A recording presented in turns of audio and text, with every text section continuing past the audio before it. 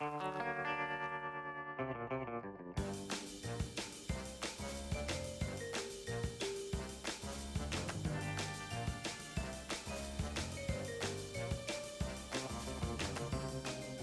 we go again. It is time for another beer-fueled comic book discussion on comic books and cold ones. This is a very special live episode, our very first live episode.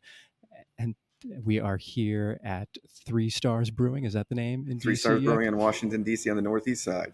Yes, and we are super pumped. On our first ever beer run episode. Yes, first ever beer run live episode.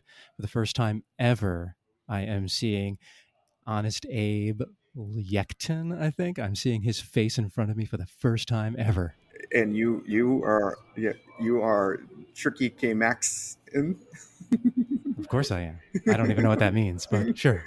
So if you guess, we both have presidential names. Of course, I am named after one Honest Abe Lincoln, and K Mac is today named after one Tricky Dick Nixon. Of course, that makes sense. No, but this is awesome. We're here at this brewery. It is going to be a spectacular experience, I'm convinced. And so just to get some pleasantries out of the way, how are you doing, K-Mac? How was the flight up from FLA to DC to join me up here for our first ever beer run episode? Yeah, so flight was great, nice and short, arrived early, if you can believe that. When the heck does a flight arrive early, and when the heck is a flight only half full? I had my own row, so I could spread out, relax, and do a little sleepy time on the plane. That's awesome. But it's been fun in DC so far. I've never been here before.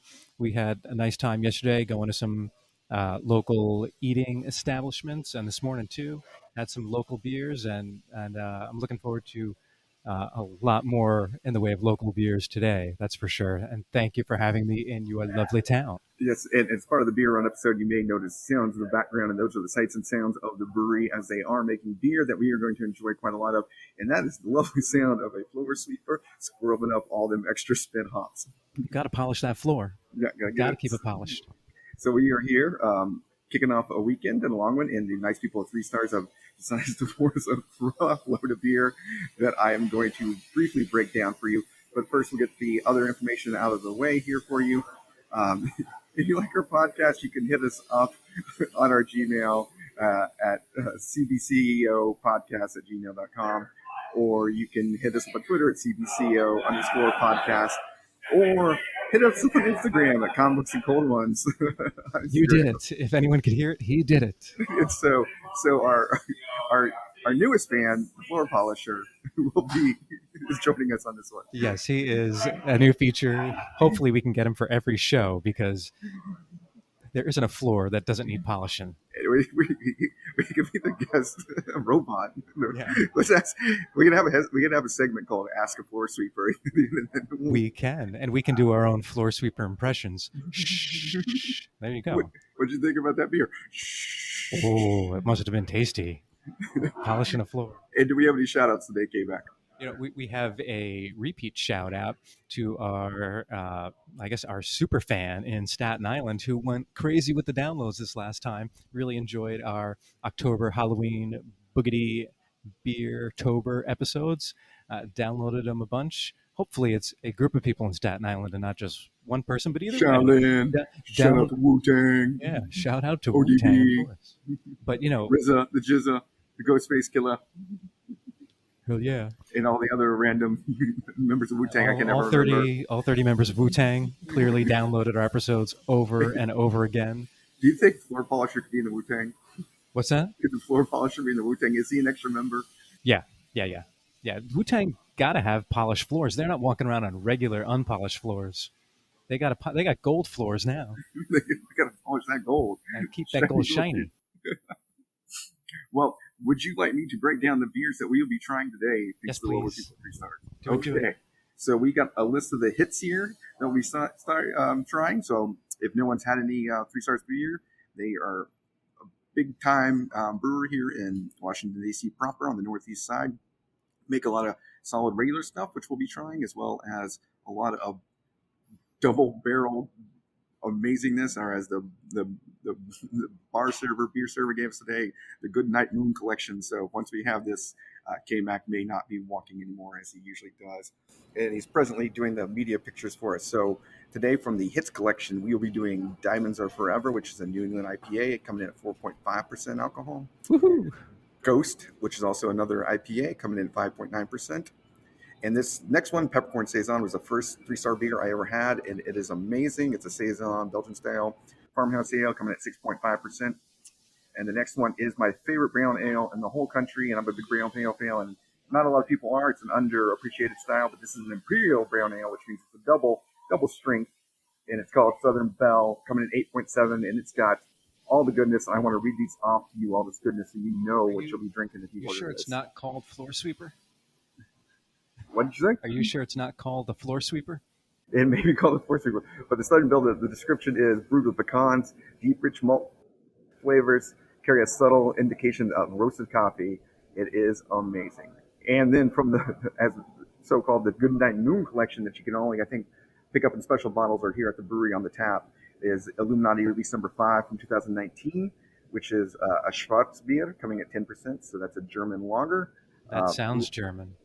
Schwarzbier. We've had a Schwarzbier on this show before. You have or I have? Yeah, I You had have. a Schwarzbier, yeah. Just recently, right?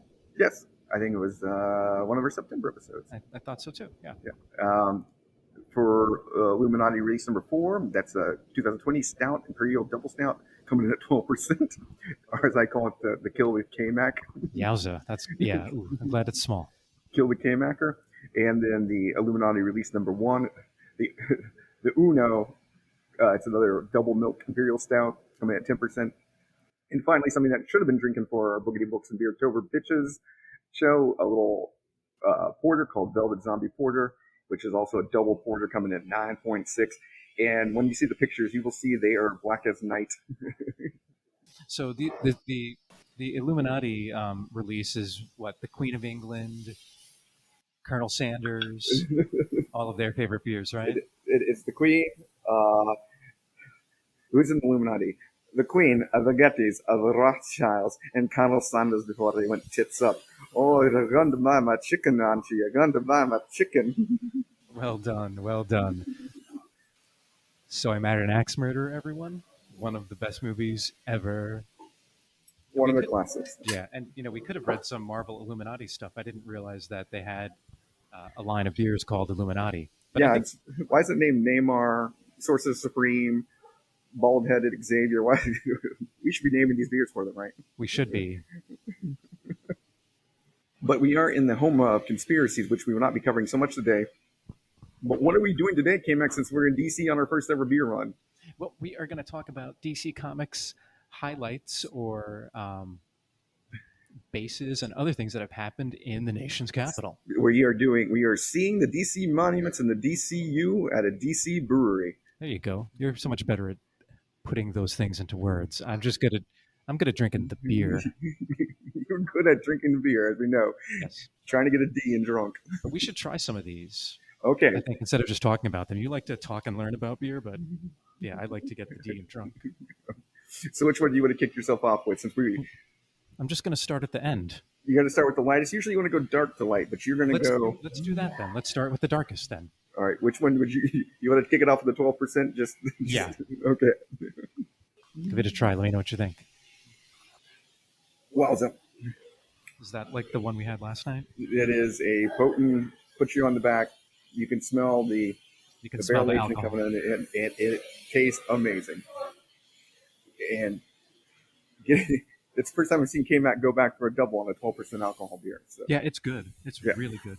So that's Illuminati release number 4 there, Stout Double. So to kick it off there, we will start talking about our first big DC monuments. We're looking at things that were in the DC universe that are unique buildings, because we are in a town of monuments. And I don't know, and sightseeing things. Is there a bigger town in the world with more monuments and sites? Can you think of one?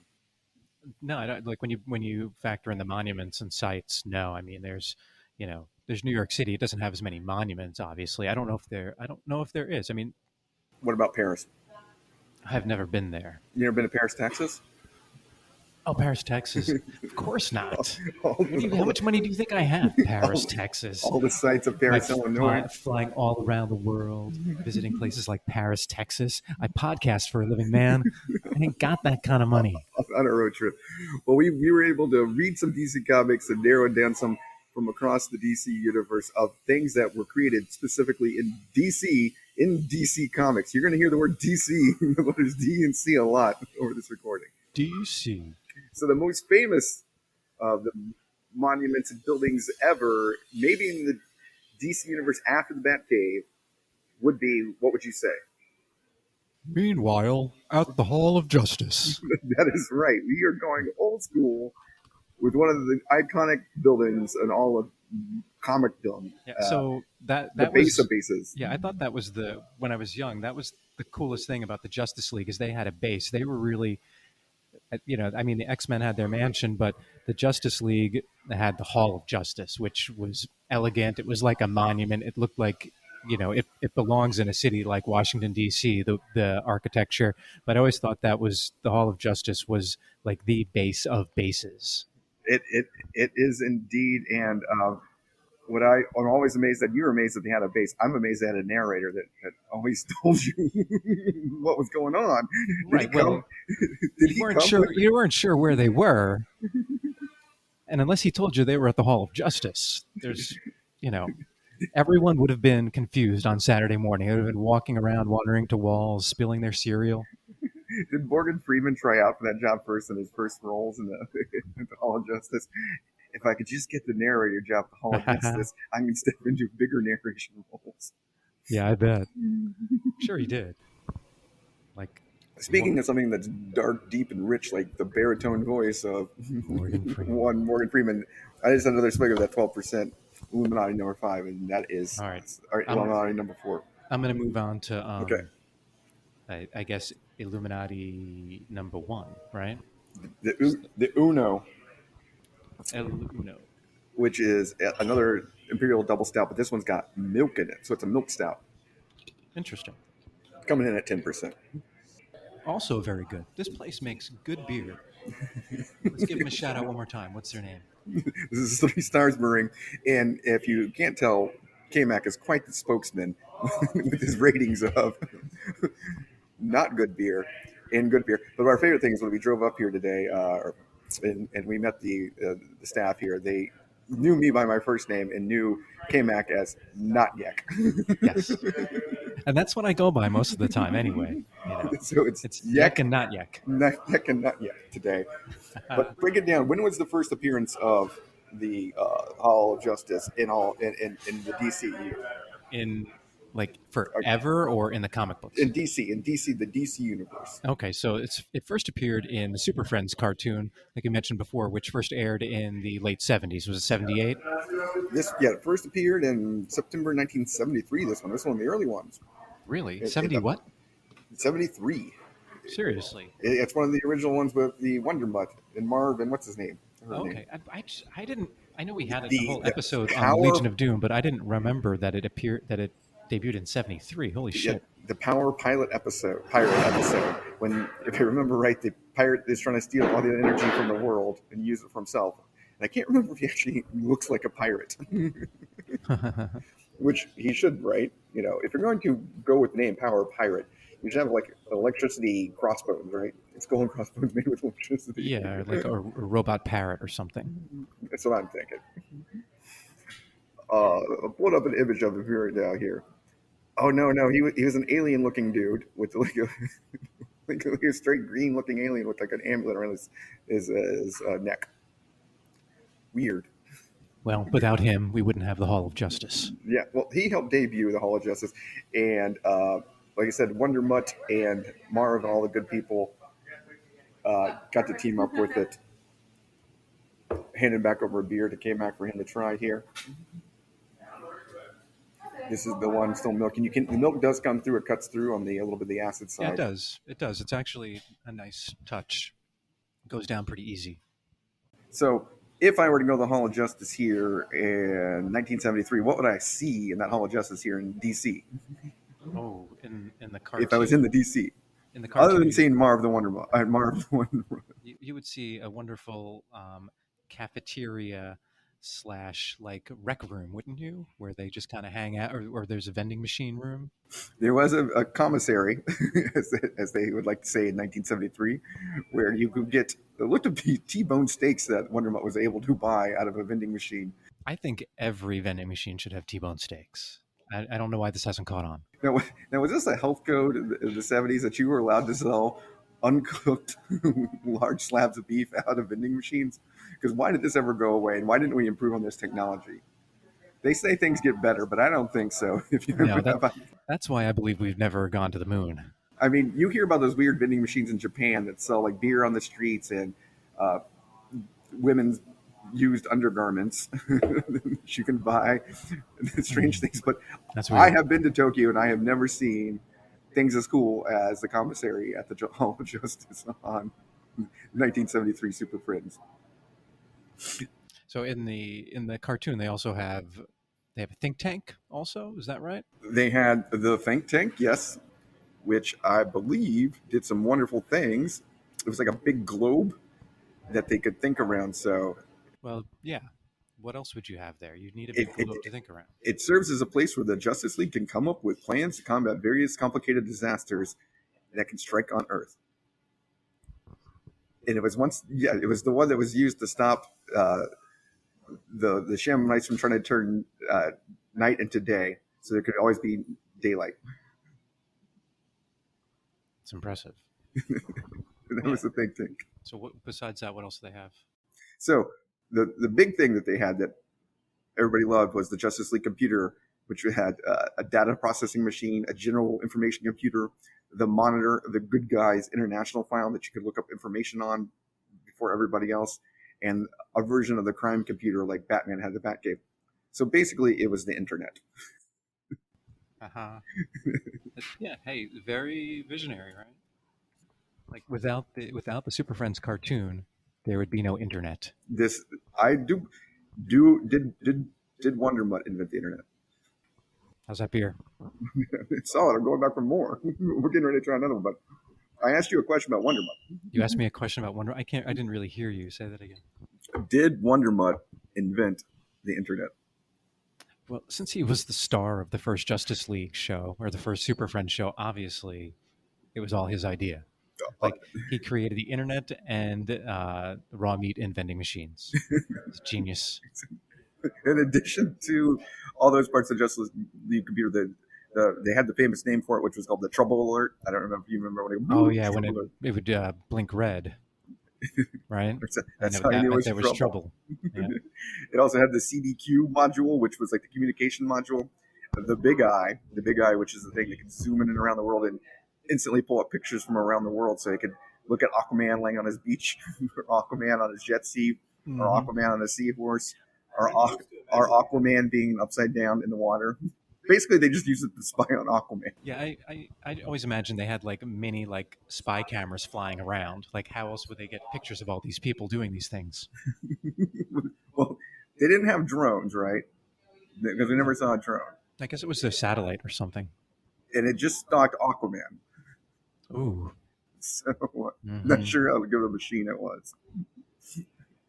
In addition to the fact that it was located in D.C., the Hall of Justice also had a hotline to Washington. Of course. It's just like a public phone in there. Yes. You just pick up and talk to Washington. And in addition to the hotline to Washington, I'm about to go on a hotline for another one of these Illuminati series here, and I'm going to try. We did number 4. We did number 1. I'm going to try number 5 here, which is the Schwarz beer coming at 10%. Normally, Schwarz beers are not strong; they're just dark because they're lager, but this one's amped up, so I am pumped to try it. Interesting. As you can see, it's still chocolate black, nice Yeah. black, yeah. It's But super dark. it's got a little bit of head on it there too, and it comes through tasting like a Schwarzbier. So it's got the lighter taste, the lighter roast on it. I think Thank K-Mac God. will like this one a lot better than the other. Thank God it still tastes like Schwartz beer. It's not sweet. He had to double tap it on the counter to clean off the schwarziness. That was Schwartzy. Yes. Yes, very Schwartzy. Good beer. They make really good beer here. I like the Illuminati series, and not usually a dark beer fan. I think living in Florida has kind of taken that out of me since it's 90 degrees all year round. But I've enjoyed all of these so far. They have some talent working at this place. So we are almost all the way through all the computer parts of the Hall of Justice. And we Yes. are through our three Illuminati series beers. So we're getting to the Justice League seismographer, which measures something on the whatever Justice League Richter scale is. So I'm going to ask K-Mac to rate of the Illuminati series 1 through 4, 1, 4, and 5, which was his favorite here. Which would on the scale of the Justice League seismographer, using some kitschy Legend of Doom ability to cause earthquakes. That is the Velvet Zombie is not in the Illuminati series. It's outside the Illuminati series. That makes sense. It's in the Undead series. Yes. All right. Perfect. All right. Undead rulers of the earth, not living rulers Yes. of the earth. Which is the best Super Friends episode. Yes. All right. So you want me to rate which of the Illuminati releases is the best on the seismograph scale? Yes. All right. For the Justice League. And it's So these like three. Solomon from Scarecrow to Cheetah to Solomon Grundy on the ability to cause an earthquake. Schwarzbier is Solomon Grundy. I knew he was going to go Solomon Grundy for the Schwartz beer, even though Solomon Grundy is not Schwartz. He's not, but he's most likely to make an earthquake. He's very Blanco. And then this lovely beer, which is the number one, is Cheetah, because she can run really fast, shake the ground. And then this one is Scarecrow. Whoop, that one sticks. This one's Scarecrow because it's good, but out of the three, it's the one I guess don't like the most. It's the one I don't like the most, and Scarecrow can scare a lot of people, make them run really fast, make the ground shake a little bit, but Well, it is 12%, so it's the scariest. It's one that would scare me as a child being so strong. Yeah, that's true. It is like if it was one that was, if we were going on a frightening scale, it is the most frightening because it has the most alcohol. So you people, when you visit Three Stars Brewery, go up and go, I want the Scarecrow beer. They'll know what you mean because this podcast has followings all around the world. Oh yes, we have many followers. So they will know that the fame will have spread, so they know that Illuminati number 1 or number 11 and number 4 is Scarecrow. You don't even know. Number 5 is Solomon Grundy, and the number 1 is Cheetah. Now for the zombie. What is themed with the zombie? So we also in the Justice League. I don't know if you noticed before. Many times they use, a couple times at least in super cartoons, they use a spectral analyzer. They would stick things in the computer to come out telling them what it was. Yeah, like the Batcave. Yes. Like in the '60s Batman show, he has that, the Batcave. Yeah. So it just makes sense that he brought it to the Justice League, to the Hall of Justice. You want to run a dead zombie beer through there and figure out what's in this? What it was before it became a zombie. So this is a Imperial Double coming in at 9.6. Imperial Double Porter coming in at 9.6%. And so you let me know if it gives you the power to command the dead like the Legion of Doom. You know, it might. It's so good though, and I don't know if a beer this good can give you evil powers. I mean, I don't think a beer like that can be used for evil. Right, it just tastes so good.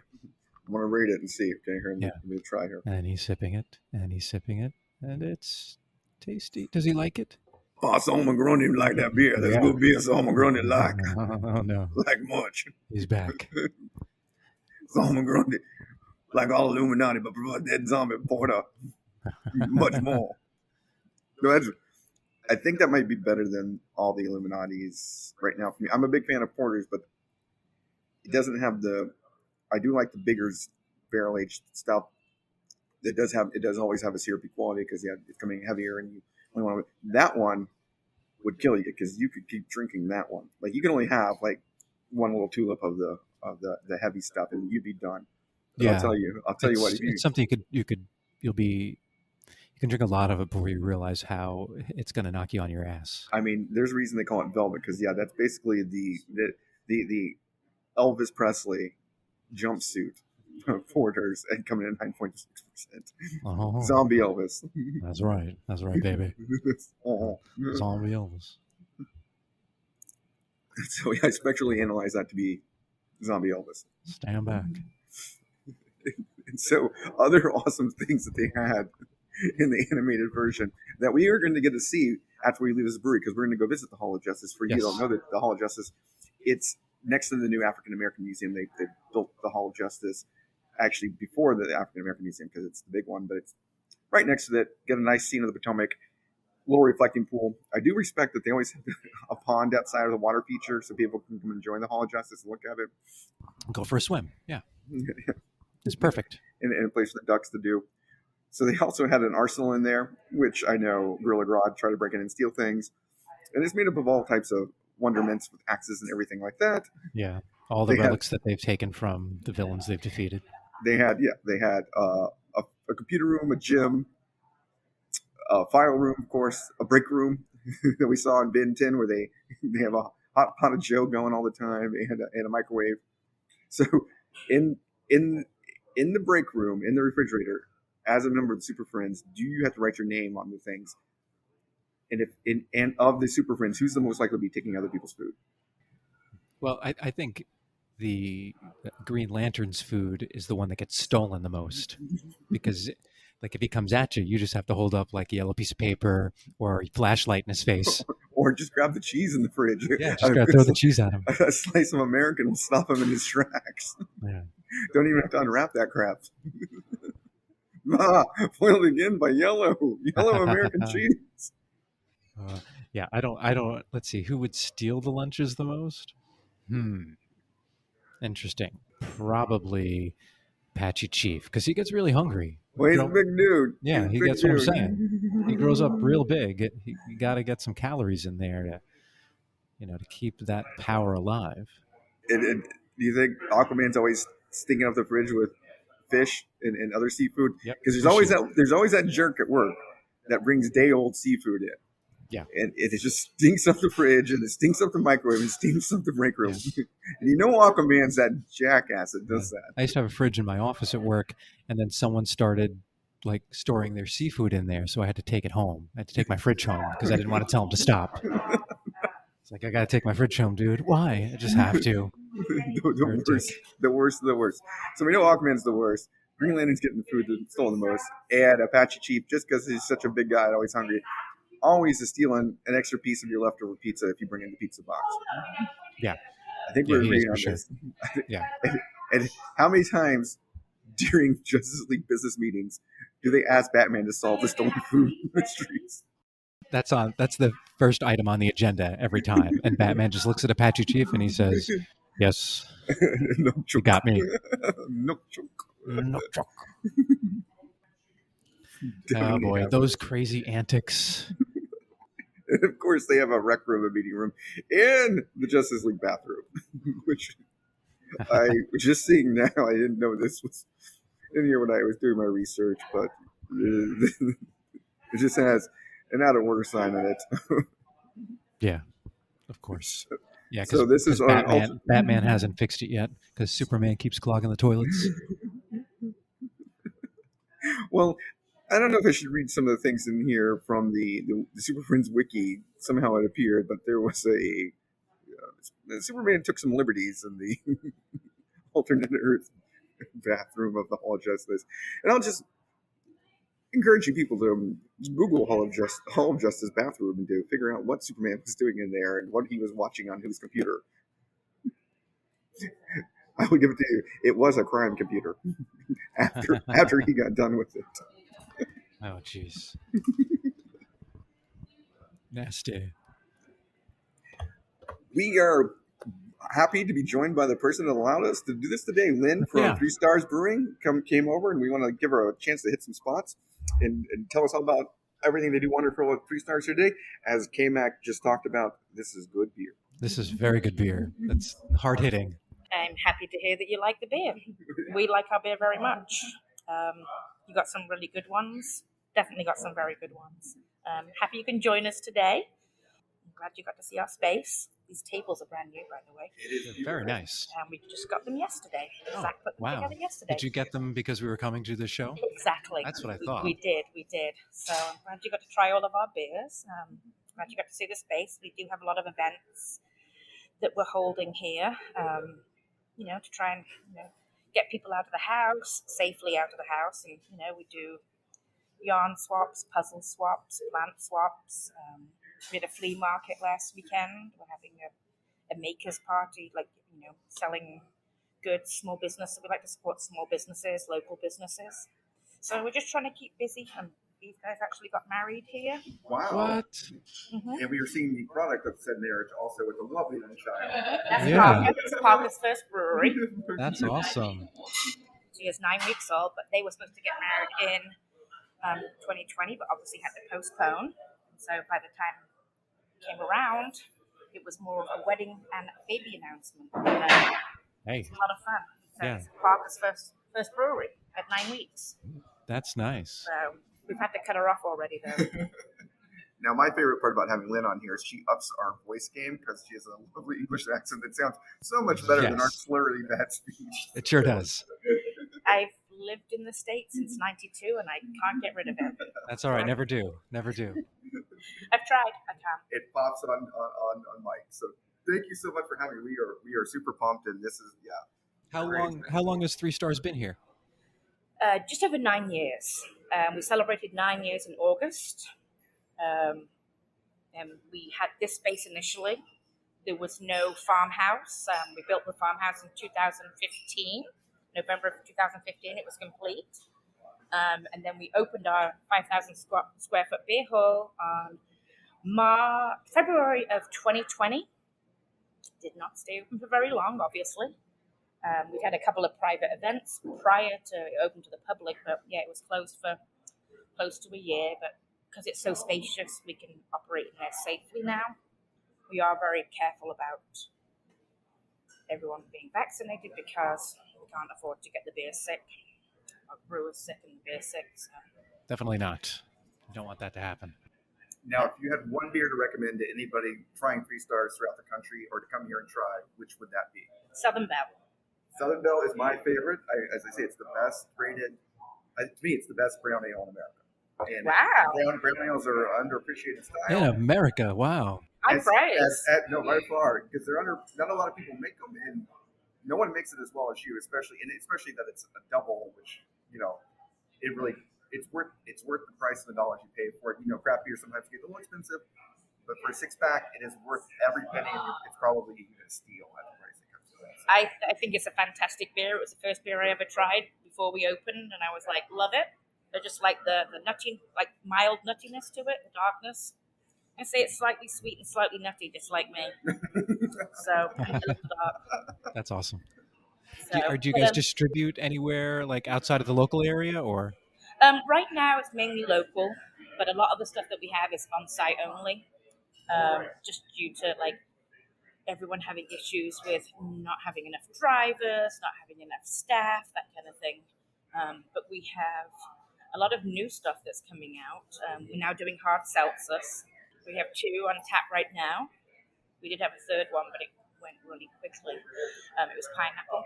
But we have 2 hard seltzers that are really good. But I mean, I'm not a hoppy person, but I know that our hoppy beers are also very well received. But So I would suggest if you're going to distribute out of the local area, you start with Tampa. any particular reason? No, no reason. Tampa needs some better. Tampa has good beer, but Tampa could always use some more good beer. I would start there, just to throw something out there for you. We did have, prior to the pandemic, we did have distribution in Florida, New York, and a couple of other places, Georgia. But I think things have just, pandemic.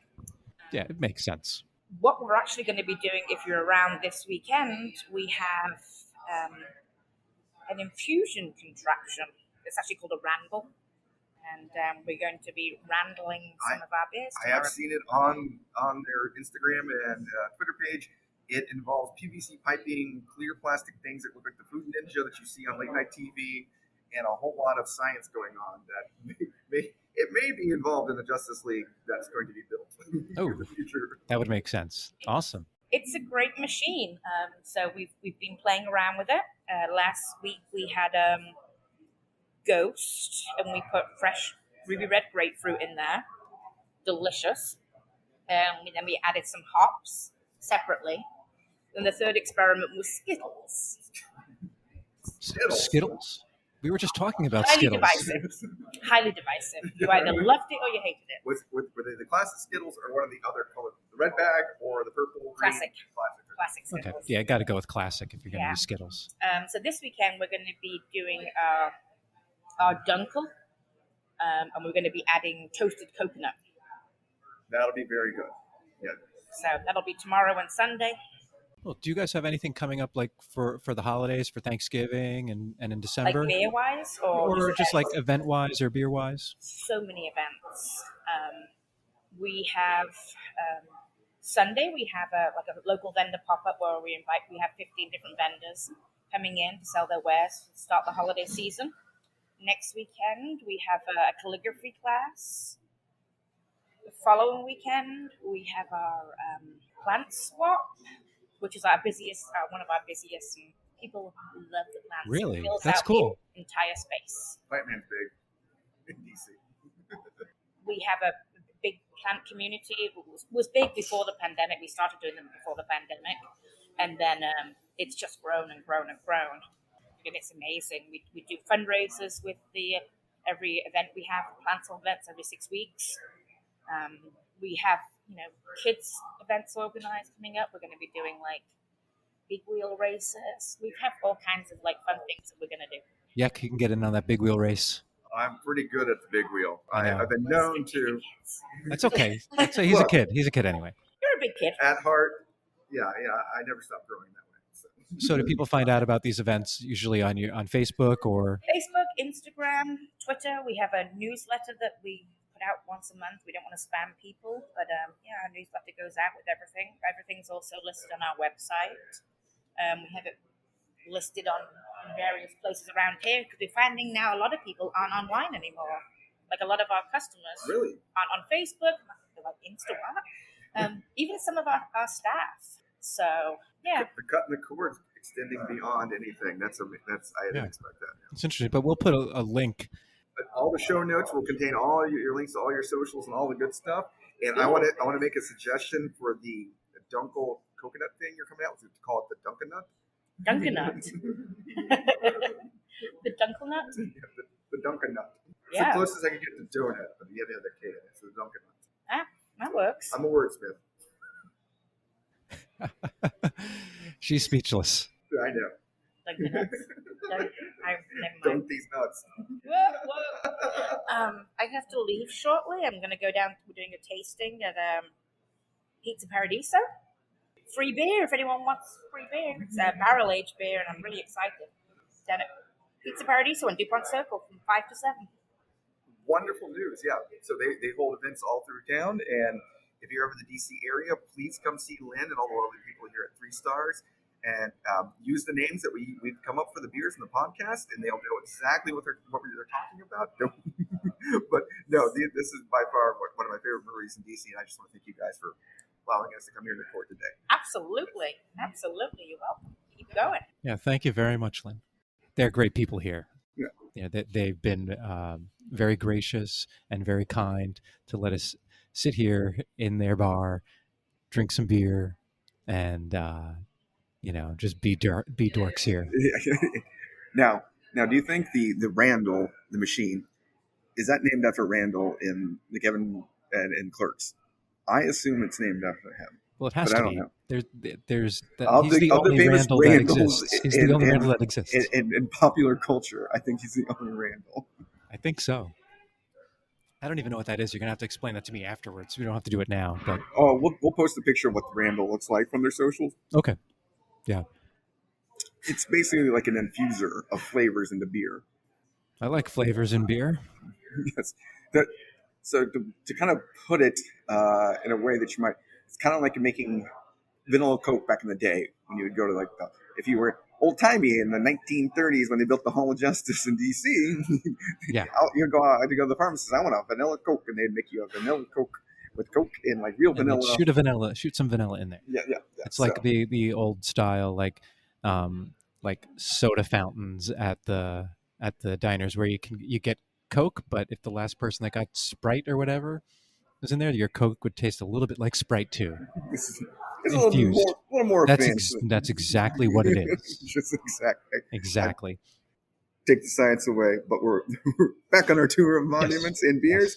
So we've gotten to the heavy stuff, but we got the area that I don't know as much about is actually the Hall of Justice in real DC Comics, which K-Mac delved into, and I read up on some here. So we know it appeared first in Super Friends in 1973, and it's here in the mall now in real DC. But when did it first make its appearance in the actual comic books? So I had forgotten about this until we started preparing for this show, but the Hall of Justice didn't actually appear in the DC written comics until 2007, which is just like super crazy. I thought for sure if the Hall of Justice appeared in the TV show in 1973, it wouldn't have taken 34 years for it to appear in the books. Crazy, right? This is how bad DC is at marketing and making That is things. True. They're like the most iconic base. Super popular thing that every kid knows about in America. Let's not put that in the books. Let's skip over this part in the comic books and and not try to sell that to the kids that have been watching this since 1973. Yeah, I always just assumed that they used that base in the comics. I had no idea. So it debuted in the Brad Meltzer run of Justice League of America, which I thought was a really good run. And I remember reading that issue where they have the Hall of Justice, and I don't know. I mean, I knew it was in that series, but I don't know if I realized that it was the very first appearance. Which leave it to DC Comics. Really good, really, really good. Good job, guys. So I'm going to break down some of the highlights that are actually in the Hall of Justice in the actual comic books. They have their own version of the Danger Room, and K-Mac's about to take some danger by trysting the Southern Belle that we just heard Lynn talk about and beef up, and the Imperial Brown Ale, and I'm going to let him give a little review of it here. Wow, yeah. And this is the one you said was the best in America, right? In the my best opinion. Imperial Brown Ale in America. And it is the Justice League of America's favorite Imperial Brown Ale as well, everyone. Let me try this again. He's going back for a double. Well, I tell you about the Danger Room that they have in. That's very good. I'm not good at describing flavors except yes or no, and I give that flavor a yes. Yes, it still tastes like beer. Then it's heavy, but it's got high, but it still tastes like some a real brown beer. ales can taste syrupy. Yeah. In my experience, You taste pure. You taste that. You taste the pecans. You taste the roast, and you can drink more than one of them. Now I can't drink them in the summertime, but when the leaves start to change brown to the color of this beer, the leaves change Imperial Brown. I can sit down on the back porch and I can have a few of these and be good. Yeah, I mean, you can taste the roast for sure. That's a good way to describe it because it tastes, it tastes like roasting. Which is crazy, but it does. It's really good. So break down the components of the Hall of Justice that now exist here in DC and also exists in the comics.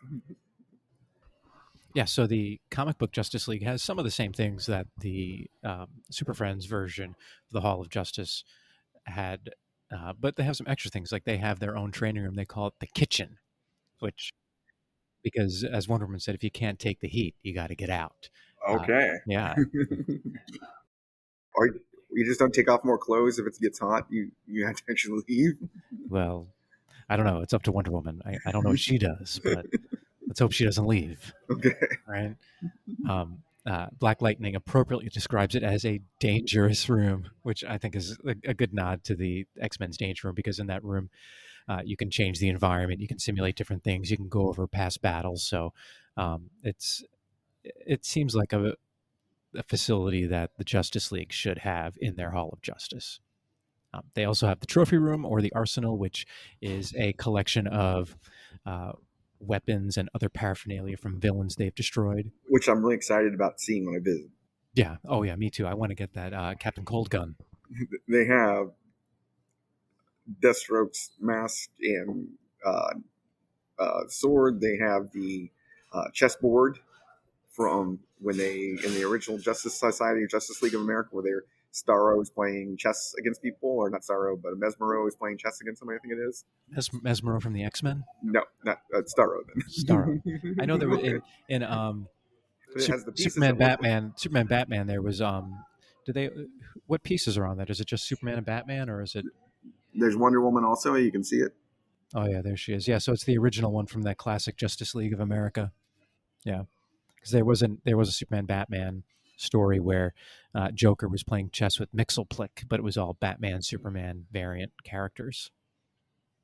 Indeed, yeah, yeah. Indeed. So from some Justice League of America, um, number from November number one, yeah, volume one, World Returns. It's the guy with the three eyes. I can't remember his name. This is where I'm bad with. I think that's his name, Three-Eyed Guy. All right, I'm not gonna tell you his name either. But they have a nuclear lab because, of course, they have a robotics lab because, of course, I don't. Cyborg isn't in that Despero, team. not Starro, Despero. I always Oh, Despero. That nerd. Despero is crazy. But they do have a Starro on the wall on the Starro They do have a creatures. tiny Starro, but yeah, they have a lot of cool stuff in there. And they have the High Technology Clean Lab number two, or as they call it, the HTCL number two. Of course, that's what I would call it too. The first one is just called the HGCL. How are you going to know which one? You have to designate it with a number. Of course, they have 12 storage rooms for storing their shit because they got a lot of shit. And it's basically three. They have 12 stories and one storage room on each floor. I guess. Batman likes to keep things organized. But the hall was actually designed by Diana and John Stewart. But it John was Stewart being an architect. yes. Is he an Yes, architect? I yes, thought he he's was an a architect. soldier. No, he's an architect Oh, I thought he was a soldier. by training. He's also a soldier, but he's an architect by training. Okay. Well, that's the reason he got to help design it. And Diana, I think, Just just bullied her way in. she's no. I mean, look, you're not gonna turn her away with that style, that sense of style that she has. That is true. Her idea of interior design, you know why you're getting it, and she's gonna magic it up, right? Yeah. She's gonna make it look. She's gonna make it look fabulous. Not many people can get red, white, and gold to look good, but she does. That's true, and it does have a Paradise Island kind of look to it as well on the outside. If you think Yes, about it, the pillars and the and they arches. did make it look just like the one in the TV show, which is amazing. She designed that one too, Yeah, and so did John Stewart. after he left the Daily Show. Yes, yes. So 12 storage rooms. It also has a gift shop in case Batman wants to get a souvenir before he leaves. One of the top 10 secrets about that gift shop or of the Justice League Hall of Justice. Do you know what that is? That gift They shop, always have sales. they have sales. So even the Justice League can't push the merch quick enough. They had to clear that house every Well, once in a while. this is like I said, it's funded by Wayne Enterprises. Wayne Enterprises, like you got to move that product. We can't have that product just sitting on the shelves. I can't have a stack of lassos collecting dust. I can't pay the storage fees and the heating bill. Can't have a bunch of Aquaman shirts just sitting there. I can't. What's so? No, you've been to a lot of gift shops and museums and stuff, and they always have that one overpriced item that never sells. It's just there to get your attention or whatever. What's that item at the Hall of Justice gift shop? Oh man, probably they probably just overpriced the Hal Jordan mask. Nobody wants that, right? And everyone looks at it like, why does this cost so much? And then they're like, oh, I'll go over here and buy a Batarang. I bet it's an oversized Hal Jordan ring and lantern to charge it on. It's definitely a Green Lantern item, right? And you know Green Lantern stops by every day. How many you sell? How many you sell? Like Al, please don't come back. Yeah, they just throw a yellow blanket. You drive down sales. They Every throw a time yellow you come. blanket on top of them. Yeah. You drive down sales every time you're here. All right, saison time. So this is the first beer I tried by them. I believe you're trying the peppercorn saison. You said peppercorn saison. It is a peppercorn saison. I see that on the label. That is the name of the beer. Is peppercorn saison. They didn't come up with a fancy name like they did for everything else. The peppercorn flavor comes through very nicely on this. Yeah. When I first tried it, I was skeptical because I do like pepper a lot, but I was like, is this going to overpower the saison? But it melds really nicely. It does melt nicely. It doesn't really overpower. I'm not a huge pepper fan myself, but yeah, it's definitely has a strong and has a unique flavor. I don't think I've ever tasted a beer like that before. It hits the front of your tongue with the pepper, Yeah, it does. and then it takes away from the maltiness of the saison. So like Belgian styles are malty, or like the triples, the doubles, and saisons. but that pepper on the tongue just like melts away the back end of the malt, and I think for a Yeah. style that I think they're the only people in America that make one. I don't know if I've ever had anyone else. I've never seen anyone else. Maybe another one in the world. It is good. Yeah, like I said, I've never tasted anything like that It would before. sell not on sale at the gift shop. You don't need to put that beer on sale. No. But Batman wouldn't allow beer in the gift shop. No fun. No fun allowed. The No Fun League. No fun. Like, or maybe Superman wouldn't allow it. No fun. That's better, right? Both of them. They're both sticks in the mud, right? You gotta go to Daddy Aquaman to have some fun with that. I think so. Yeah. You get the Black Vulcan, Daddy Well, Daddy the Aquaman. version of the Justice League that opened the Hall of Justice also has It- Arsenal in it, or Red Arrow. He likes to have fun. Yes, we know he likes to party at one time in his life. Yeah. Yeah.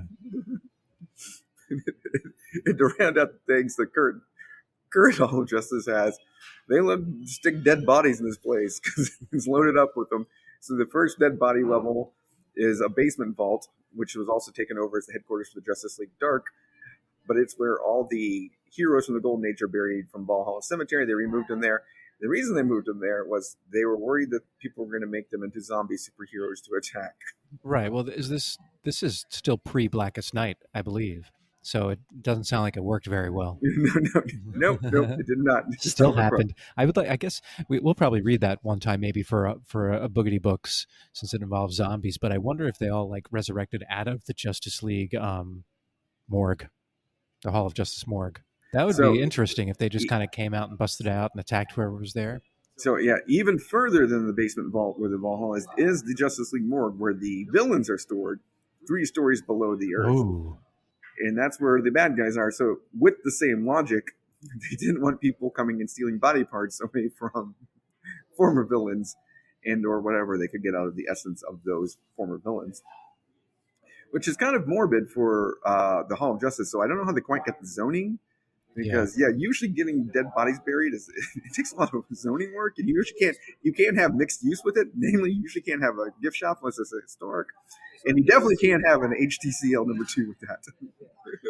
Zoning in DC is not an easy course to navigate. I can't imagine that. Well, I think too, like between their first like adventure against Amazo in this series, it was about 6 months until they got together and built the Hall of Justice. So I think they took 6 months to deal with all the permitting and licensing issues and all of that. But do you think they would have just buried them under the Fortress of Solitude? Or just in a block of cement someplace Yeah. in Aquaman's territory. Oh, yeah. One of the just trenches. under Atlantis. Yes, one of the trenches. But hey, I'm not in charge of the undertaking of former villains and superheroes. Who's in charge? Who's in charge? It's got to be Deadman, right? He's only like a phantom presence in this. He's not corporal. I know, but he's got to be in charge of the dead things, right? Like he can inhabit any living person, so he just takes over, does the burial, and leaves, since he can see the dead people. Yeah, but he couldn't deal with all like the permitting and stuff like that if he's. Well, I mean, he could swap bodies between the architect and the actual permitting officer and say, "Here's what I'm doing. Yes, Okay. I agree. Yeah, I don't know what you agree. Yeah, I don't know." But you know, one of the Robins is in charge of actually filling out the permits because they always give the Robins the shit work. Yeah, that's for sure. That's for sure. It's the title one in the Robin performance review is shit work. Yeah, I'll go along with you on that. Or Robin. So we've broken down a lot of the great things about the current animated things, and there was a top 10 online from CBR.com, and so the top 10 were that it was first appeared in Super Friends, and the Super Friends, the location was unknown, but we know it was DC, even though they had a hotline to DC. Yeah. We've already established that. Didn't appear into the comics until 2007. Was that right? That is right, 2007. They have the Trouble Alert supercomputer still working in the comics because Zan and Jaina use it in their breakdown. All heroes are welcome there, so anybody can show, and that's the reason the Justice League's Dark moved in, even though they're not officially Justice League. The gift shop has sales. The Lost and Found trophy room exists, as we talked about. There's lots of dead people buried underneath the damn thing. And this little known fact, it has the same rules of any foreign embassy, so any superhero can seek asylum there. Nice. Isn't that like? Doesn't Avengers Mansion have that? Eventually they become UN counterparts. They become their own country, and they become an extension where they're not a long That country. predates the Hall of Justice in comics too. Yeah. So I haven't dragged KMAC to the embassies yet, where you can jump across the line and you're technically on foreign land. And so when you jump across the Hall of Justice land, you are technically in superhero land. Hell yeah! I can't wait to do that. Superhero land. Get a cape immediately. So we were talking about Dead Man, and I took a sip of this Ghost IPA, and it is a very IPA-y IPA. Like it has this very hoppy flavor for sure. Have you tried this? I haven't tried it yet. I've tried it before, but this is the first time trying it today. So yes, first time today, folks. Yep, this is an IPA. If you were a person that like hop forward, and if you love strong IPAs, you want to punching you in the face, this is the IPA for you. I know K-Mac's gonna rate this probably his lowest of the beers he tries today because he's not the biggest IPA fan, but yeah. So I like IPAs now, but that's too much IPA, I think, for me. Still, like, because it's port, I'm gonna drink it. Don't get me wrong. I'm not a terrible person. I'm not an awful human being. So the number one secret of the Hall of Justice, what is that, K-Mac? In the comic book version, it can turn into a ship and fly around and has guns and all this shit. So it's super awesome. So it's designed with calcite from Butterfly Nebula that Superman went and got and brought back. And one of the reasons he got it is because it holds light better and brighter than any carbonate found on Earth. So it kind of makes it glow. So in the comic books, they say that on a moonless night, the Hall of Justice looks like it's shining like noon during the day. But it's also apparently a much lighter material, so it can... something from the something Andromeda, yeah. something we chose it together, Batman and Superman, something. So it can get up there and it can fly. Yeah. So it can fly. It can fly around. And that's in the Scott Snyder Justice League run when that's revealed. Very recently, too, last year. Yep. No, wait, last year, 2020, was it? Yep, 2020, January of 2020, so...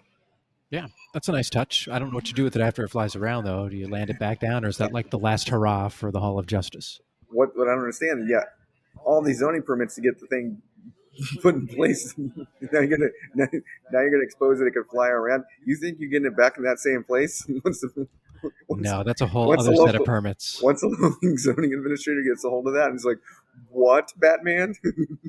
What? I don't think so."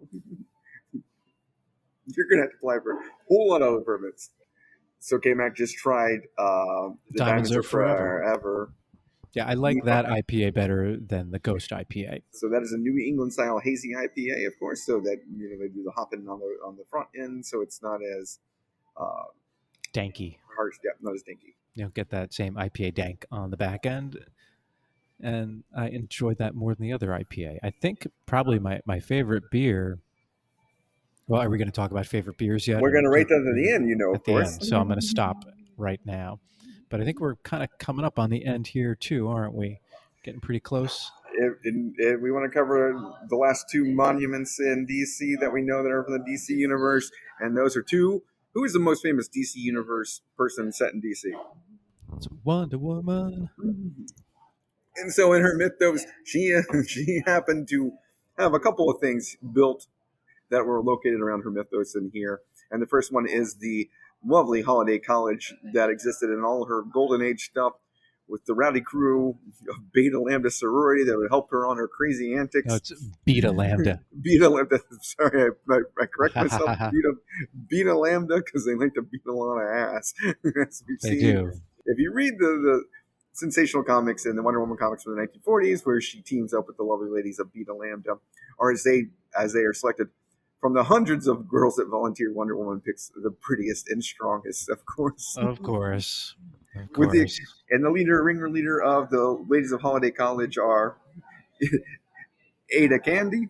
Yeah, because she does what? She eats candy, apparently. Yes. She's also a good leader, and she's good with the paddle. So first, I want to go on my DC college rant. So. Go. So Holiday College sounds like a fake college because, well, it is a fake college. But all the DC colleges are sound like fake colleges because we have the George Washington University, the American University, the Catholic University of America. The generic university. And I shit you not, folks, there is Grad School USA. No way. I've always wanted to go to grad school USA. So at any point, these can be your fake sitcom and or teen drama schools that you see on TV. And Holiday College fits right in there. I go to where? Holiday College. Where Ida Candy, who eats a lot of candy, runs the sorority of Beta Lambda with the lovely ladies of Lita Little, who happens to be really little, Tina Torrey, who messes around with lots of little toys, and of course, Thelma Tall, who happens to be, of course, Tall. very tall. Anita Candy was treated by Diana Prince when she was a nurse, had her appendix removed, and decided she could eat any candy and all candy, which made her become quite the Zoptic woman that loves candy and sitting on Nazis. And in this series, Nazis are always trying to kidnap Chris Pine's character from the Wonder Woman movie, whose name I can't, Captain Trevor. Yeah, Captain Trevor, Steve Trevor, and then Wonder Woman has to go get the Beta Lambda sisters from Holiday College to help her out. They do it either like by marching band or just by like bum rushing the Nazis. My favorite part is, they have a sorority called Beta Lambda, but they also are a marching band, which I guess was big in the 1940s, the cross sorority marching band combo. Well, in Washington, D.C., for sure. Yes, it was huge. And only the prettiest and strongest were both in marching band and sorority. Yeah, I mean, and that holds true today, obviously. And so in one adventure, she uses the girls of Beta Lambda to woo Nazi soldiers who have taken up a base outside of DC with Dr. Poison, and uses them to woo the Nazis into a dance. And then when she springs the trap on them, they take over all the Nazis and beat them down, including Ida Candy sitting on a Nazi. Yeah, and Dr. Poison was working closely with Belle Biv DeVoe. Yes. And now you know. Oh, yeah. You're slick. So that's how they frequently use ladies of Holiday College and show up often. They also are able to correct people that have been swooned to the Nazi side. And I think Kay may have some more stories on how they ferret out some. Yeah, they're hazing one of the traitors to the military with something called the Hitler cure, and I'm not sure what it is, but it definitely involves a paddle. And wearing masks that look kind of like ghosts. Ghost Ku Klux Klan-y hoods. I don't quite know how it works, but it's the 1940s. Strange choices were made. What is interesting, how many times people get tied up in the Wonder Woman comics in the 1940s and get spanked, paddled, and bondage is collared, a big part, or I don't know much about this, but I think that might be a theme in those stories. It could be. Probably just a coincidence that it appears in every story multiple times. So I will also be taking K-Mac out to the Hall of Justice to go see if we can enroll at Holiday College while we're here in town. But maybe we can join the marching band. and is it a class called the Hitler Cure, or is that just a short course? I mean, it's probably too painful for it to be a long course. I mean, how many credits do you get for taking the Hitler Cure class? Oh boy, you probably don't get enough, but you get that Hitler cured right out of you. So, based on your readings of Holiday College, if you could do it again, would you go enroll in Holiday College instead of where we went to school? I think it's an all-female school. But so still, if I could enroll, oh yes, I would go back in time and do that for sure. What about you? First, yes, marching band's a chief component of it. So you know how much I love the marching bands. I could learn to play an instrument. Beating that ass is also a major part of the curriculum somehow. So very interested in those courses. And the fact that I can be named after some characteristic of myself. So Ida Candy does who we were talking about does appear in the Wonder Woman movie. She's played by the um, British actress Lucy Davis. And in the comic books, Ida Candy's family are the Ida family. Her dad's named Hard Candy. Sugar Candy's her mom, and of course, Mint Candy's her brother. Mint candy. Get over here, Mint. And she's known to say things for the love of chocolate in Woo Woo, which is the chant of the Holiday College marching band. Woo Woo. Woo-woo. Now they retconned Holiday College later and moved it to Boston, I guess, to make it more Ivy League sorty. But we know it's not there when they're moving around all the Earths. This is all Earth One stuff. So. Yeah. Retcons sometimes ruin things. It doesn't make sense to be in Boston. How did they fight Nazis in Boston? Come on, DC. Again. Ain't one damn Nazi in Boston. Yeah. So, and then the final roundup of here of our DC monuments in the DCU that we're seeing today at the DC Brewery. There isn't much written about this. It only appears in 3 comics, but there is the Wonder Woman Museum that got built in Wonder Woman's honor and appeared in Wonder Woman number 68 for the first time in August 1954, which we did not get to read because it's not on the app yet. But it was built with all the accoutrement of Wonder Woman in fake style with her bracelets, her lasso, and her tiara, and statues, and various things. And the office director, or the museum director, built them so well he even fooled Wonder Woman and then got her a lasso and tricked her into getting an iceberg to throw at the United States because the United States had attacked somehow his country, which was involved in the North Pole. And spies. I'm not quite sure how all that occurs. That's a little convoluted, but okay, I'll buy it. It's probably based on actual events.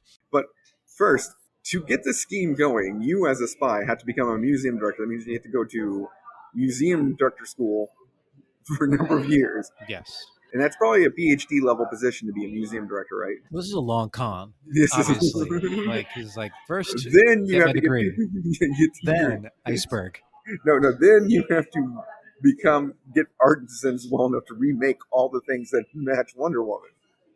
Then you have to get Wonder Woman to agree to this museum. Yeah. Then you have to get the city to fund it, get the Smithsonian or whoever to take it over. All to get a giant iceberg dropped on DC, on the U.S.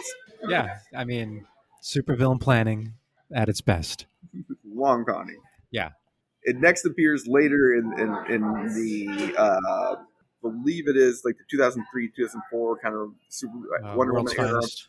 Yeah, when around that area of the World's Finest. But it appears when the Wonder Woman after she's killed Max Lord and she's a fugitive and she joins the FBI superhero task force. Oh yeah. And nobody's going to the Wonder Woman Museum and it's fallen to ruins, but Circe takes it over as her headquarters. And there's pictures of her being in the Love and Murder miniseries, and all the statues dedicated in her honor and everything are falling and losing all their luster. It's like Wonder Woman, you got to take care of your stuff. What are you doing? Well, she's posing very nicely in front of her stuff, though. It is, of course, early 2000 stuff where they show ample amounts of Wonder Woman, as they usually do. Yeah. But the Wonder Woman Museum is no longer in existence here, and I can't take K-Mac there to see it, unfortunately. But we are going to go see the Steve Rogers Captain America exhibit at the American History Museum. Yes, we're going to go do that run on your left. All right, so second flight. What's your order? How are we ranking these?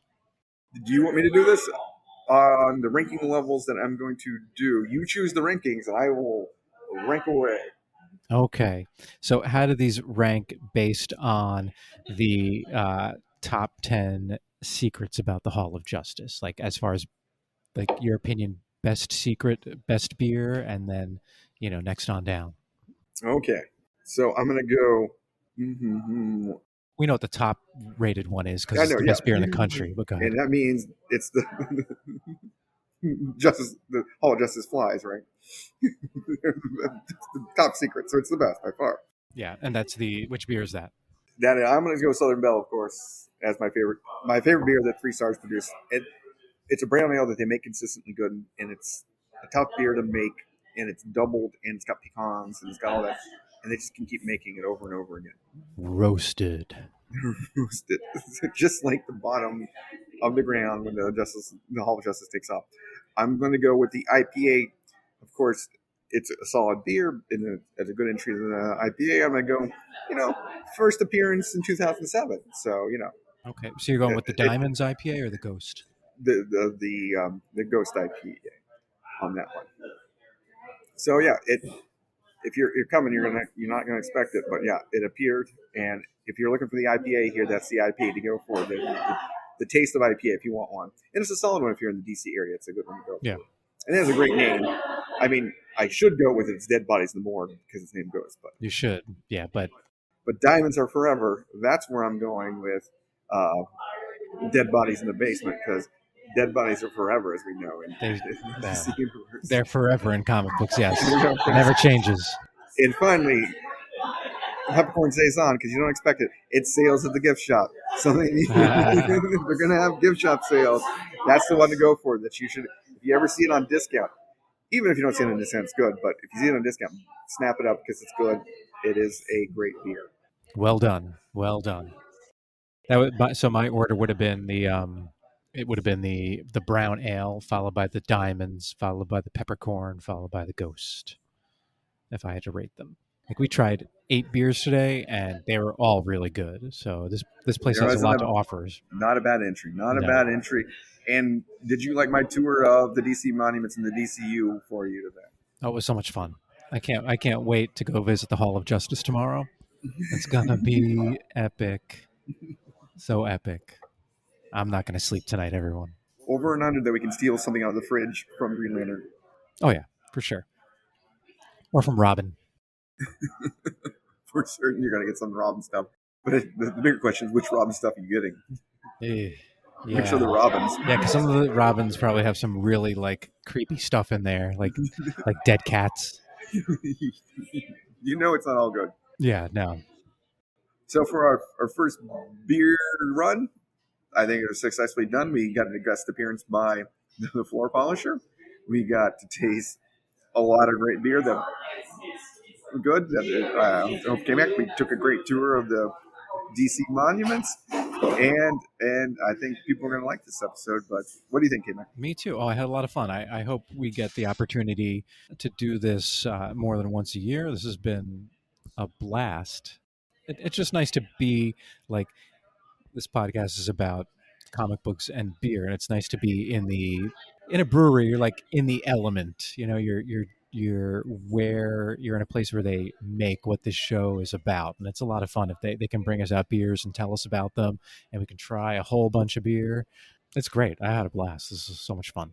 This is awesome, and I think we're going to have at least one more before we leave. I think so too. And I think you kids, if you like this one, we may be having another one of these beer run episodes to follow shortly after this one. Maybe another local DC area where we cover something else DCE, drinking something else. Yeah. And now, so if you're ever in the DC area, you need to check out 3 Stars, obviously. Come here. It's a great place. There's plenty of room, plenty of space. And as Lynn was saying before, they have a lot of different events and activities, and they have a whole area you can book your own activity in, which, they were like she told us there was going to be a wedding here, but the pandemic got in the way. So if you want to get married at a brewery, you can do that. Which, why wouldn't you if that's available? You can live the dream. Yeah, you can live the dream. So check them out on all their social media sites. We'll put a link to them in the show notes, and we'll tag them and at them in our posts about this episode on our Instagram and Twitter accounts. And if you're not in the DC area, look up 3starsbrewing.com. And if you're in the area, they have 18 draft lines going. 6400 Chilium Place, Northwest Washington, D.C. Wonderful stuff. And if you want to give us the outro on all our socials, K-Mac. Oh, yeah, I will do that. So if you want to send us an email, it's cbcopodcast@gmail.com. Check out our social media pages. We are on Twitter at cbco_podcast. Is that what it is? That's it. That's it. All right. And then on Instagram, you can just search Comic Books and Cold Ones, and we'll come up like that. So you can reach out to us at any one of those places and let us know what you think. Let us know about shows or in topics you want us to talk about, beers you want us to try, what you think of the show. If you listen to the episode on any of the podcast apps, that allow ratings, give us a 5-star rating, and we'll love you forever and ever and ever. And I think I got it. I think that's it. So I'm about to drink the last of this Velvet Zombie and rise out of the Hall of Justice morgue like recombian Solomon Grundy zombie, and you're going to be happy. So thank you, everyone out there. It's been fun. All right. Thank you, everyone, for listening. Take care.